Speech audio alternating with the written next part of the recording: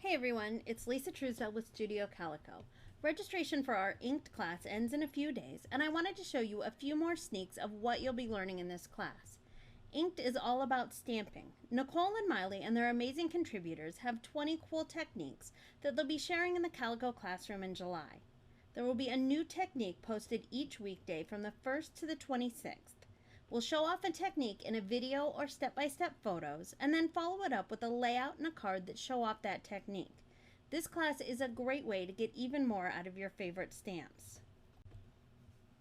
My stamping skills are nowhere near Miley and Nicole's, but I thought I'd get a little inky and show you some of the class stamps and matching cut files.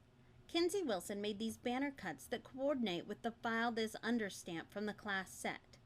You could also finish this stamp off with a written word or use alphabet stamps to finish the sentiment, but the banners add a cool bit of dimension. These are sized to fit, so once you open them, you'll just need to send them to your silhouette to be cut. I've pre-cut my banners on neutral paper. I like to do this ahead of time, and then I'll color them with ink or watercolors or mist to match whatever I'm working on. The inked class kit comes with 2 colors of Peerless watercolor paper. You just touch the paper with a wet brush and it picks up the pigment, and then you can use them like you would regular watercolors. Once my banner is painted, I'll adhere it to a journaling card. With it in place, I'll line up the File This Under stamp so that it fits inside the banner, and I'm stamping it with black ink. There's a whole lot of crazy at my house, so this sentiment is perfect for me. But Kenzie has included a wide range of words, so you can use these for any occasion. The class also includes blank cut files that are sized just a bit bigger than the stamped images. If you're a nervous stamper like I am, these are awesome. I love that I can build each stamped element on its own perfectly sized piece of paper and then layer them all together. If I mess up, my project isn't a total loss. I can just cut another shape and start over. These are all shaped to coordinate with the stamped image, so they give you a fun custom look with no fussy cutting. This little hexagon is one of my favorites from the stamp set, and as soon as I saw it, I knew I wanted to use it to create a larger pattern.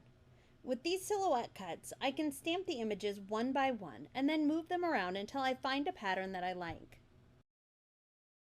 Once I finish stamping, I arrange the shapes on a journaling card and stitch them in place. The extra layer of paper adds a bit of dimension that a stamped image alone wouldn't have, and I didn't have to worry about messing up the stamping on the card. Next, I'm going to use the blank cut for the slide stamp. There are 2 slide frames in the class stamp set. One is solid and one is an outline. They both have some really fun details and look great on their own, but they're really fun when you stamp them together. Use a light ink for the solid one. I'm using Hero Art Soft Pool here. And then choose a darker color to add in the outline details. We'll be going more in depth on layered stamping in the class, but even this very basic variation gives a really finished look.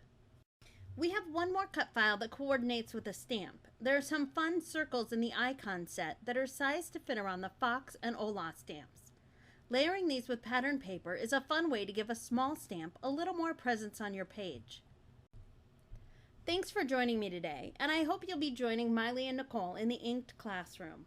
Registration closes on June 30th and class starts July 1st. For more information, check out studiocalico.com.